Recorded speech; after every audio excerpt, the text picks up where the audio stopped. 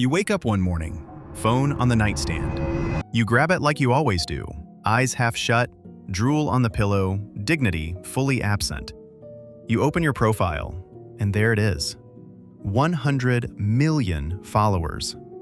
Not 100, not 1,000, not even 1,000,000 where your parents still brag about you at Thanksgiving. 100 million. The kind of number that makes you feel like a country. A small country, but still. You've got more citizens than Germany has people who are actually happy. You should be losing your mind right now. You should be crying happy tears and calling your mom. You should be rolling around on the floor like a golden retriever who just found out they're a good boy. But here's the thing nobody talks about. The first emotion you actually feel, it's not joy, it's panic. And you don't even know why yet, but you will. For real bro here, where we say what no one else will. Because everyone fantasizes about having 100 million followers, but nobody, and I mean nobody, ever talks about what that actually does to a person. What it does to your brain, to your relationships, to the weirdly specific way you start to act in grocery stores. So stay with me, because by the end of this video, you're going to realize that 100 million followers isn't what you think it is. It's something much, much stranger. Part 1. You just became a product, and nobody asked you. You don't really have followers. Followers is just a polite word. What you actually have is an audience. And an audience doesn't love you. An audience loves the version of you they decided you were 3 years ago when you posted that one video that somehow took off. So on day 1, you wake up famous. And you immediately do the thing every human being does when they get a sudden upgrade in life. You start performing. You make breakfast. But now you notice yourself thinking, would they think this is interesting? You're eating scrambled eggs and your brain is running focus group analytics on your own scrambled eggs. Congratulations. You've broken yourself and all you did was wake up. Here's the observation that'll mess you up. Regular people eat breakfast. Famous people curate breakfast. You know what's wild? You haven't posted a single thing yet. You haven't filmed anything. You haven't said a word. And you're already exhausted because 100 million people have a mental image of you, a character, an expectation. And the worst part is that character was built by them, not by you. You just showed up and they went, yes, that's our person now. And you nodded along because the numbers were going up and numbers going up feels like winning. It does feel like winning, right? Right? Wait, hold on. Part 2. The golden cage, where everything looks great. From outside. Okay, let's talk about the good stuff. Because there is good stuff. Let's not pretend this is all suffering. That would be a lie and also annoying. You have 100 million followers. Brands are emailing you. Not little brands. Big brands. The kind that have commercials during the Super Bowl. They're offering you deals that make your hands shake when you read them. You could literally just mention a product and pay off a mortgage. You could sneeze on camera, say sponsored by Chrono Boost Energy, and retire. You're flying first class now. You don't even have to ask, they just offer it. You're staying in hotels with toilets that are so fancy they feel like a moral question. You walk into rooms and people recognize you. Not in a creepy way. In a you matter way that is deeply, dangerously addictive. That part is real. And it's incredible.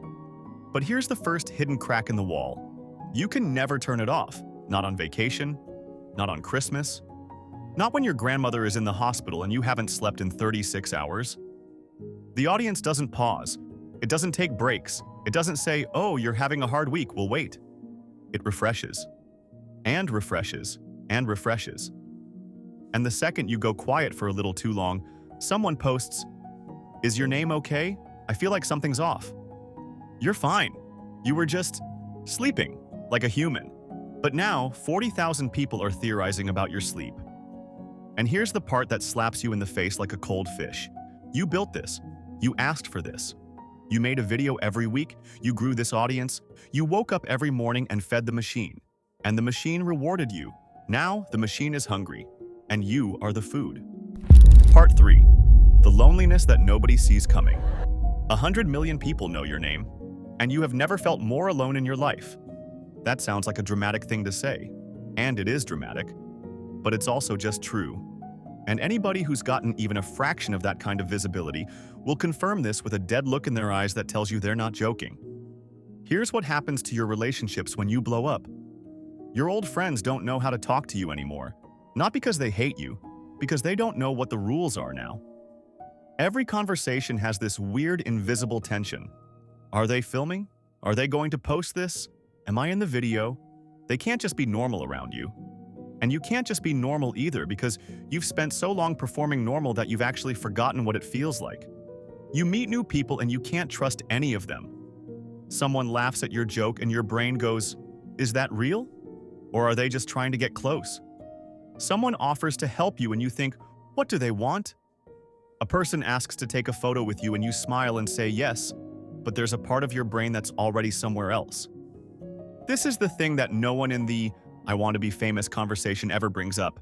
Fame doesn't just change how people see you, it changes how you see people. You become a translator of motives, a professional suspicion machine. The irony? You've got 100 million people watching your every move, and you feel invisible. Not invisible like nobody sees you, invisible like nobody sees you. There's a difference, and it will destroy you slowly if you let it. Part 4. The Identity Crisis. Wait, which one is Nobody the real warned me? you about.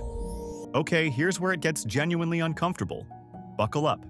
You now have 100 million followers, and every single one of them has a slightly different idea of who you are. Some think you're funny, some think you're wise, some think you're their best friend, some think you're overrated and they're hate-watching, but they keep watching anyway, which is its own weird compliment. And because you are a human being with a brain wired for social acceptance, you start to, very quietly, very accidentally, become all of them. A little funnier for the funny crowd, a little more thoughtful for the deep comment crowd, a little edgier to keep the algorithm happy, a little softer when you got criticism last week. Day by day, you're making tiny adjustments, tiny corrections, tiny concessions, and one day, maybe a year in, maybe 2 years in, you make a video, and you watch it back, and you realize you don't recognize yourself, not in a dramatic way, not in a "who is this monster" way, in a quiet, deeply unsettling way where you think, I don't actually know what I believe anymore. I don't know what I find funny anymore. I don't know what I'd do if no one was watching.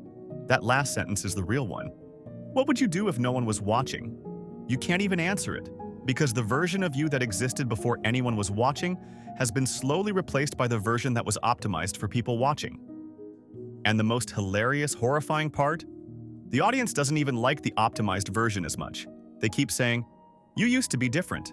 You used to be real." What happened to you? Bro, you happened to us. Your approval happened to us. Your algorithm happened to us. But they're not wrong. You are different. You just don't know how to go back. Part 5.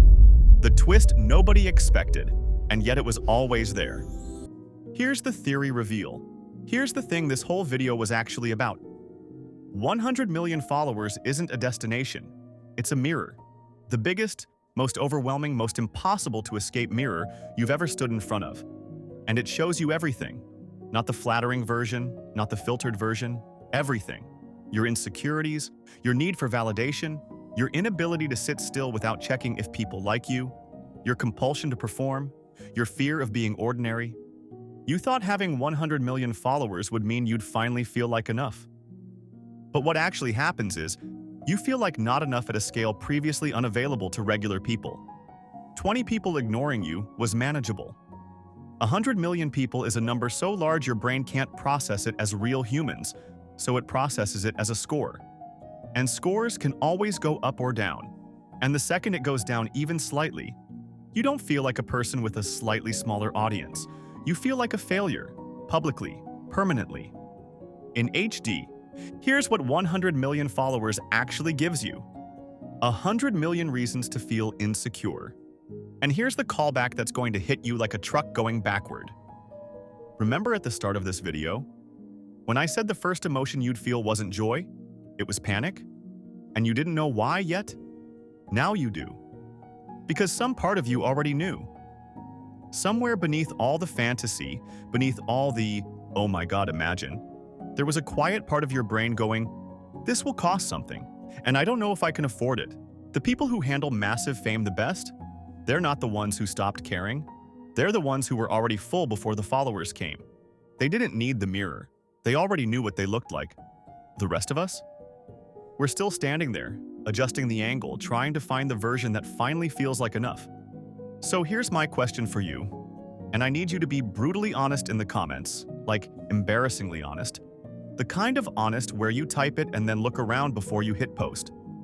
Do you actually want 100 million followers? Or do you want what you think having 100 million followers would make you feel? Because those are two very different things, and the answer says more about you than any follower count ever could. Drop it below. I'll be reading. And yeah, if some small, irrational part of you is now thinking, "I still kind of want it anyway," same, bro. Same.